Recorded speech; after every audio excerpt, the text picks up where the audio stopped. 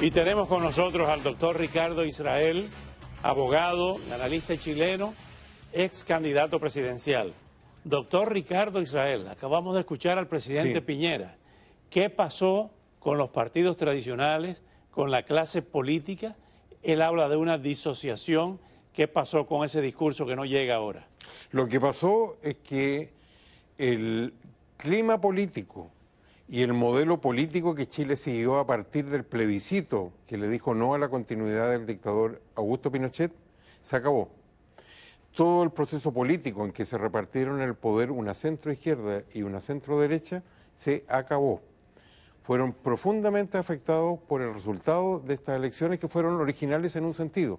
Se convocaron para redactar una nueva constitución y ahí hubo por primera vez en Chile asientos reservados para pueblos indígenas, lo cual es muy bueno, y también por primera vez en un proceso de este tipo hubo una paridad absoluta en los resultados entre hombres y mujeres. No era que competían la misma cantidad, sino que el resultado tiene que ser exactamente la misma cantidad de hombres y mujeres. Viéndolo desde esta enorme distancia geográfica, no hay ningún liderazgo, ninguna cabeza visible en estas opciones. Estamos hablando de movimientos ciudadanos espontáneos. ¿No es eso peligroso al surgimiento de un caudillo o de un demagogo? Por supuesto. Aquí fracasó totalmente la derecha. El primer responsable, usted lo puso en pantalla, es el presidente que fue electo hace 2 años con una mayoría, Sebastián Piñera, por lo que hizo y por lo que dejó de hacer en el uso del poder que disponía. De hecho, el sistema muy presidencial, como lo es Estados Unidos, devino en los hechos en un parlamentarismo de facto. Primero, pero no solo fue afectada la derecha, fue afectado el centro y la izquierda. Esa centro-izquierda que fue mayoría durante la mayor parte de la década del 90 hasta ahora, también le fue muy mal.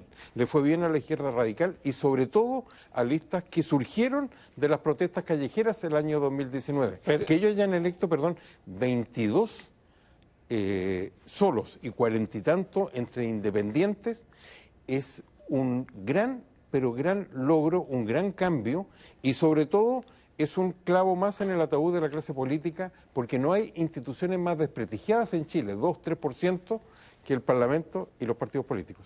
¿Y ahora qué va a pasar? Ahora, ¿qué va a pasar? Buena pregunta. Lo único seguro es que vienen elecciones presidenciales y habían 7 o 8 candidaturas presidenciales totalmente desplegadas, y esto es un terremoto para todo punto de vista. Se van a formar nuevas alianzas. Las elecciones son en noviembre, la segunda vuelta en diciembre, se renueva la totalidad del Congreso y también la presidencia de la República. De hecho, este proceso constitucional tiene 9 meses que pueden ampliar en 3 más a 1 año, y por lo tanto va a culminar con un plebiscito de salida ya electo el presidente.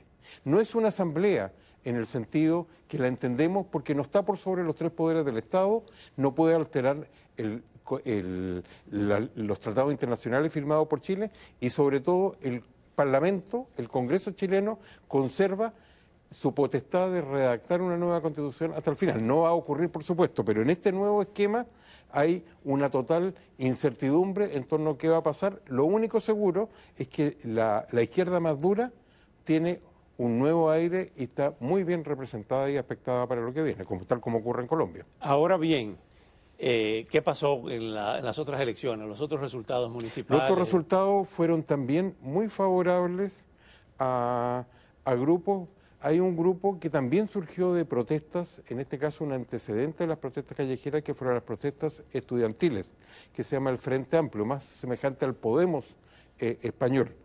De hecho, la derecha perdió la mayor parte de buena parte de las municipalidades que controlaba, y algunos de los lugares que tenían más población o más simbólico, como la propia ciudad de Santiago, que hoy día tiene una alcaldesa comunista.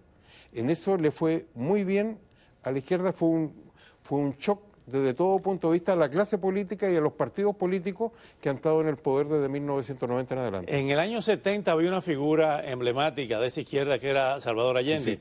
¿Quién es ahora esa figura? Allende sigue siendo la figura emblemática para las nuevas generaciones, pero Allende hay que recordar que era más bien una persona que buscaba trabajar al interior del sistema. era lo que hoy día se ve más bien... El socialismo a la chilena, el que socialismo llamaba. a la chilena que él llamaba, trabajar dentro de la institucionalidad, y él sufrió enormemente por su izquierda, que trató de sobrepasarlo y que contribuyó a las condiciones que se dieron en ese minuto. Ahora, para las nuevas generaciones y para los grupos más a la izquierda, y sobre todo ha habido un abandono de quienes llegaron al poder en 1990, porque durante estos años han renegado de la inmensa obra que se hizo en aquellos años, que fue, por cierto, una continuidad de lo anterior, que fue parte de su éxito, pero también hoy día es percibido como su principal fracaso no haber alterado las instituciones que legó Augusto Pinochet. Dentro del contexto de lo que estamos viendo en Sudamérica principalmente, ¿cómo evalúa usted, cuál es su lectura en el caso de Chile ante la situación en Colombia, en Perú, en Bolivia y en Venezuela? No, por cierto, hay una situación... Y en Brasil ahora con el surgimiento de Lula. En Brasil todo se prepara para un choque de grandes trenes entre Bolsonaro y el propio Lula. Hay un tema, pero sobre todo hay una serie de democracias que están en un proceso donde no sabemos qué es lo que va a ocurrir. Colombia y Chile entre ellas. Ha habido una alteración en la región y estos bandazos son habituales. Usted recordará que en la década del 70, en Sudamérica al menos, habían 2 países democráticos y el resto eran dictaduras militares. Hubo un momento en que había una sola dictadura, cuando fue electo Hugo Chávez, era Fidel Castro.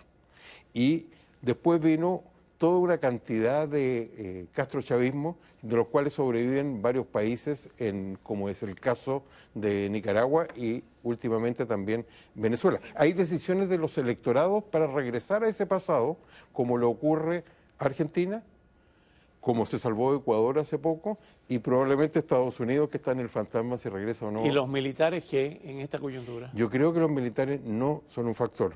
Los militares quedaron enjuiciados en Chile y en otros países, y no hay duda que bastaría, incluso eso fue un elemento que impidió, como sabemos, que se le cumpliera la palabra al gobierno de Trump cuando le iban a dar un golpe de Estado y llegaron varios presidentes a la frontera con Colombia, a Nicolás Maduro, porque ellos no ignoran que si hay se firma un tratado internacional, van a la cárcel. Gracias, doctor Ricardo. Gracias a usted. Muchas gracias. Regresamos de inmediato. Gracias por la invitación.